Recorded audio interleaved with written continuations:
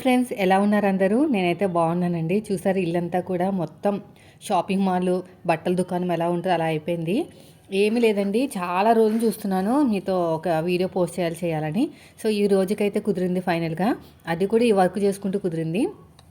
మీరు ఆన్లైన్లో బిజినెస్ చేసినా, లేదంటే నార్మల్గా ఇంట్లోనే హౌస్ వైఫ్గా ఉన్నా కూడా మీకు వచ్చే కాల్స్ తోటి చాలా జాగ్రత్తగా ఉంటారండి.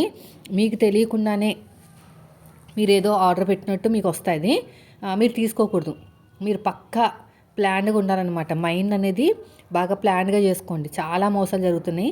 నేను ఎప్పుడు ఆన్లైన్లో బుక్ చేసినా, ఇప్పుడనే కాదు, ఎప్పుడు చేసినా క్యాష్ ఆన్ డెలివరీ పెట్టను అనమాట. నేను ఫోన్పేనో గూగుల్ పేనో ఏదో ఒకటి చేసేస్తాను. కానీ మొన్న ఒకటి వచ్చింది కొరియర్, సిఓడి అంట. అసలు నేను పెట్టను, ఎలా వచ్చింది, అసలు ఏంటి ఆ ప్రోడక్ట్ చూపించమని కొరియర్ అతను అడిగితే అందులో ఇమేజే లేదండి. మామూలుగా ఉంటుంది ఇమేజ్, లేదనమాట. వెనక్కి పంపించేశాను. అది నేను బుక్ చేసింది కాదు, నా అడ్రస్ మీద ఎవరో బుక్ చేశారని. వెంటనే రిటర్న్ పెట్టేశాను. రిటర్న్ అంటే క్యాన్సిల్, నేను తీసుకోనని చెప్పాను అనమాట. సో అలా జాగ్రత్తగా ఉండాలి. చాలామంది ఏమనుకుంటారంటే, నాకు సర్ప్రైజ్ ఇవ్వడానికి మా ఫ్రెండ్ ఏమైనా బుక్ చేసిందేమో, లేదంటే నాకు తెలియకుండా నేను ఏమైనా బుక్ చేశానేమో అని అనుకుంటారు. అదేం ఉండదు. ఈ మధ్యన ఇవన్నీ ఫ్రాడ్లు జరుగుతున్నాయి. సో కాబట్టి మీరు కొంచెం జాగ్రత్తగా ఉండండి. నెక్స్ట్ వచ్చేసి మొన్న మీషో నుంచి కాల్ వచ్చింది. చాలా హ్యాపీ అనిపించిందండి. ఎందుకో తెలుసా, వాళ్ళ మేనేజర్ అంటే యాక్చువల్గా ఎవరొకరు కాల్ చేస్తూనే ఉంటారండి. మనం వర్క్ చేస్తున్నప్పుడు అక్కడి నుంచి ఏదో ఒక కాల్ వస్తుంది, ఎలా చేస్తున్నారు వర్క్, ఇలా చేయండి అలా చేయండి అని చెప్తూ ఉంటారనమాట. అలాగే కాల్ వచ్చిన తర్వాత మీది హయ్యెస్ట్ సేల్ ఉంది అంటే, ఎక్కువ సేల్ చేస్తున్నానంట నేను మీషోలో. సో మీరు ఎలాగ బుక్ చేస్తున్నారు, దేని నుంచి బుక్ చేస్తున్నారు అంటే, ఏవేవి కేటగిరీస్ బుక్ చేస్తున్నారో అవన్నీ అడుగుతున్నారనమాట. నేను చెప్పాను, ఆల్ కేటగిరీస్ ఏది కనిపిస్తే అది మీషోలో బుక్ చేస్తున్నాను. అది ఇదని ఏం లేదు. శారీస్ అని, చెప్పుల్స్ అని, రింగ్స్ అని, ఇయర్ రింగ్స్ అని, ఏది పడితే అదే అని చెప్పాను అనమాట. అయితే బుక్ చేసేటప్పుడు ఫోన్పేనా గూగుల్ పేనా వాడుతున్నారా అని అడుగుతున్నారు. నాకెందుకో భయం వేసింది. ఈ మధ్యన అన్ని ఫ్రాడ్స్ అయిపోయినాయి కదా. సో ఇలా గూగుల్ పే, ఫోన్పే అనగానే భయం వేసింది అనమాట. ఎందుకు అని అడిగాను.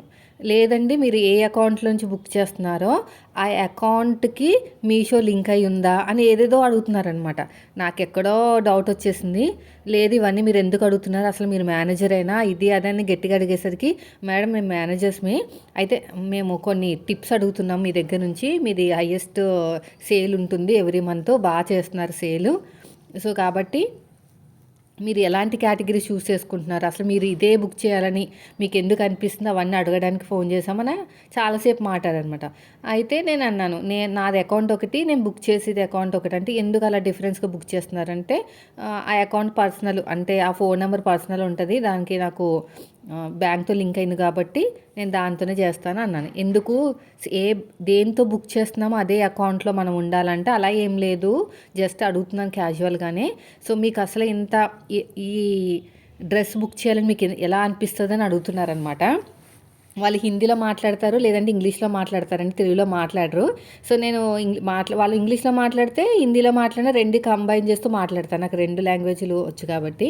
అయితే నేనేమన్నానంటే, అలా ఏం లేదు, ఏదైనా డ్రెస్ నచ్చితే, ఆబ్వియస్లీ మాదంతా కూడా లేడీస్ రిలేటెడ్ మొత్తం అన్నీ ఉంటాయి. సో మేము కూడా లేడీస్ కాబట్టి నేను కూడా ఖచ్చితంగా మాకు తెలుస్తుంది ఏది బాగుంటుంది అంటే, మనకు తెలిసిపోతుంది కదండి. ఇప్పుడు లేడీస్ సంబంధించిన జెంట్స్ రివ్యూ ఇవ్వాలంటే వాళ్ళకి తెలియదు మనకి ఏం నచ్చుతుందో. మన లేడీస్ కాబట్టి మనం చేసే వర్క్ లేడీస్ రిలేటెడ్ కాబట్టి మనకి ఈజీగా తెలుస్తుంది కదా. నేను అదే చెప్పాను అనమాట. చెప్పుల్స్ దగ్గర నుంచి ఇయర్ రింగ్స్ వరకు, రబ్బర్ బ్యాండ్లు, హెయిర్ పిన్లు అవన్నీ బుక్ చేసి రివ్యూ ఇస్తూ ఉంటాను అన్నారు. అని చెప్పాను అనమాట. ఓకే అని చెప్పేసి, ఎన్ని వీడియోస్ పోస్ట్ చేస్తారంటే ఇన్ని అని ఏం లేదు, ఎన్ని కనిపిస్తే అన్ని, ఎంత ఒప్పుకుంటే అంతా చేసుకుంటూ వెళ్తానని చెప్పాను అనమాట.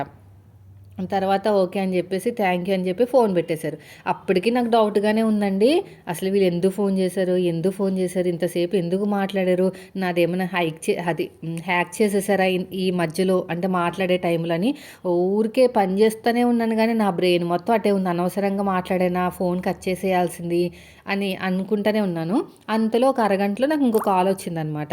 ఎవరంటే, మాకు మీషో క్రియేటర్స్కి ఒక 2 మంత్స్కి 3 మంత్స్కి ఒకరు లైన్ మేనేజర్ని ఇస్తారనమాట. ఏమైనా ప్రాబ్లమ్స్ ఉంటే వాళ్ళతో మాట్లాడమని. ఎవ్రీ 2 మంత్స్కి మారుతూ ఉంటారు. ఆ లైన్ మేనేజర్ కాల్ చేసింది. అసలు నన్ను ఏమడిగారంటే వాళ్ళు ఫస్ట్ కాల్ చేసిన వాళ్ళు, రోజుకి ఎన్ని వీడియోస్ పోస్ట్ చేస్తా అని చెప్పారు కదా! సో, నేనైతే మోర్ దెన్ 5, 6, 7 అలా చెప్పాననమాట. వాళ్ళు ఆశ్చర్యపోయారు. చాలా టైం పడతది కదా మేడం ఎడిటింగ్ చేయడానికి, ఆ ప్యాకింగ్లు ఓపెన్ చేసి అవన్నీ చేయడానికి ఎంతైనా ఒక్కొక్క దానికి 1 అవర్, 1½ అవర్ పడుతుంది కదా! రోజుకి 10 వీడియోస్ ఎలా పోస్ట్ చేయగలుగుతున్నారు. రియల్లీ గ్రేట్ అని అప్రిషియేట్ చేసి ఫోన్ పెట్టేశారనమాట. సో, అప్పుడు మళ్ళీ నా లైన్ మేనేజర్ కాల్ చేశారు ఒక 2 అవర్స్ తర్వాత. కాల్ చేసి "నువ్వు ఎన్ని పోస్ట్ చేస్తున్నావంటే" నేను చెప్పాననమాట. ఎన్ని కుదిరితే అన్నీ అని నెంబర్ ఏం చెప్పలేదు. ఎక్కువ పోస్ట్ చేయండి, ఎక్కువ పోస్ట్ చేస్తే బాగా సేల్ అవుతుందంట అని ఆ అమ్మాయి ఫోన్ చేసి నాకు చెప్పిందనమాట. అప్పుడు నాకు అర్థమైంది, ఓకే వీళ్ళు యాక్చువల్గా అయితే ఇలాగా కొంచెం మంచిగా చేసే క్రియేటర్స్కి కాల్ చేసి టిప్స్ అడిగి వాళ్ళ రెస్పెక్టివ్ టీమ్ మెంబర్స్ ఉంటారు కదా, వాళ్ళకి ఇన్ఫామ్ చేస్తే వాళ్ళు మాకు మళ్ళీ చెప్తున్నారు అని అప్పుడు నాకు అర్థమైంది. ఇందుకు మీకు అర్థమైందా నేనేం చెప్పానో? ఏమి లేదండి, మేనేజర్ ఫస్ట్ కాల్ చేస్తున్నారు, అందరికీ టిప్స్ అడుగుతున్నారనమాట. అంటే ఎలా సేల్ చేస్తున్నామని. అది వాళ్ళ టీంకి ఇన్ఫామ్ చేస్తారు. ఆ టీం వాళ్ళు మాకు ఫోన్ చేసి మళ్ళీ మాకే చెప్తున్నారు. సో, మా లైన్ మేనేజర్ నాకే ఫోన్ చేసి నాకే చెప్తుంది, నువ్వు ఇన్ని పోస్ట్ చేయని. అంటే నేను పోస్ట్ చేసేది నన్ను అడిగారు కదా, మళ్ళీ నాకే చెప్పారనమాట. అది నాకు కొంచెం హ్యాపీ అనిపించింది. ఎందుకంటే నేను చేసిన వర్క్లో హానెస్ట్, ఇంకా సిన్సియర్టీ అవన్నీ ఉన్నందుకు నేను కొంచెం మీషో మైండ్లో పడ్డానని అనిపించింది.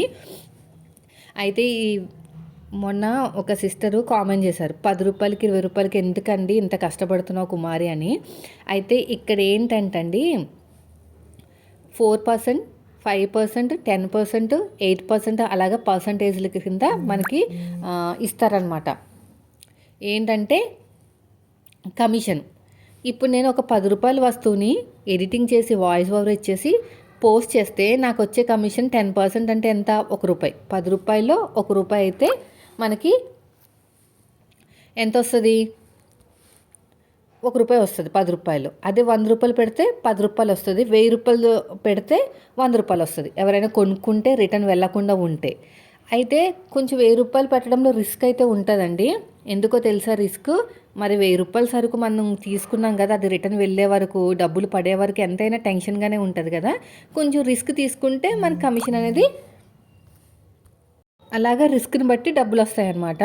కానీ ఎంతైనా టెన్షన్గానే ఉంటుందండి. 10 రూపాయలకి 20 రూపాయలకి పెట్టుబడి పెట్టడం వేస్ట్ అనిపిస్తుంది. ఎందుకంటే ఇక్కడ చాలా హార్డ్ వర్క్ చేయాలి, ఒళ్ళంతా నలిగిపోతుంది. తీసుకుంటాలు, ఇలా ఓపెన్ చేయడాలు, మళ్ళీ ప్యాక్ చేయడాలు, మళ్ళీ డబ్బులు వచ్చే వరకు అది ఒక 10 రూపాయలు అంటే ఓకేలే, అలా కొంచెం ఉంటుందన్నమాట. నా ఒపీనియన్ ఏంటంటే మినిమం ఒక 500 అని పెట్టుకోవాలండి పెట్టుబడి ఒక్కొక్క దాని మీద. అంటే 50 రూపీస్ రావచ్చు. 50 రూపీస్ వస్తే ఏంటంటే మనకి ఒక 5 అమ్మేమంటే అవి రిటర్న్ రాకుండా ఉంటే 250 వస్తుంది అనమాట. సో కాబట్టి మనం ఏం చేయాలంటే చేసుకుంటూ వెళ్ళిపోవాలండి, అంతే. నేనైతే ఒకటే అనుకున్నాను, స్టార్టింగ్ ఎవరికి సక్సెస్ అయితే రాదు. నేను ఇప్పటికి 6-7 మంత్స్ అవుతుంది. ఫస్ట్ దానికి ఇప్పటికి చాలా ఇంప్రూవ్మెంట్ వచ్చింది. నేను చెప్పే విధానంలోనూ ఇంప్రూవ్మెంట్ వచ్చింది, నా బిజినెస్లో కూడా ఇంప్రూవ్మెంట్ వచ్చింది. ఇదేనే కాదండి, ఏదన్నా సరే మీరు ఫస్ట్లో మీకు రావాలంటే మాత్రం సక్సెస్ అనేది రాదు. మనకి ఓపిక ఉండాలి. ఇలాంటి బిజినెస్లకైతే ఓపిక, డబ్బు రెండూ ఉండాలి. పెట్టుబడి పెట్టాలి, రిస్క్ తీసుకోవాలి, ఆ డబ్బులు మన అకౌంట్లో పడే వరకు మనం ఎదురు చూస్తూ ఉండాలి, ఫాలోఅప్ చేస్తూ ఉండాలి. టెక్నికల్ ప్రాబ్లమ్స్ అయితే రోజుకి ఒకటి వస్తుంది, ఒకటి పోతే ఒకటి. కొంతమంది లింక్ అని పెడుతుంటే రావట్లేదక్క, ఎలా కొనాలక్క అని కొంతమంది టెక్నికల్ ప్రాబ్లం. అమ్మో మామూలుగా లేదండి. మొన్నటి వరకేమో ఇన్స్టాగ్రామ్ ప్రాబ్లం వచ్చింది నాకు. దాన్ని సాల్వ్ అయిందిరా దేవుడు అనే లోపు మళ్ళీ లింక్ కామెంట్ రావట్లేదని అదొక ప్రాబ్లం. అదయింది అనుకునేసరికి మళ్ళీ మీషో అనేది డౌన్ అయిపోయింది సర్వర్. అలాగా ఫేస్ చేసుకుంటూ వస్తే మనకి మెల్లగా సక్సెస్ అనేది వస్తుంది.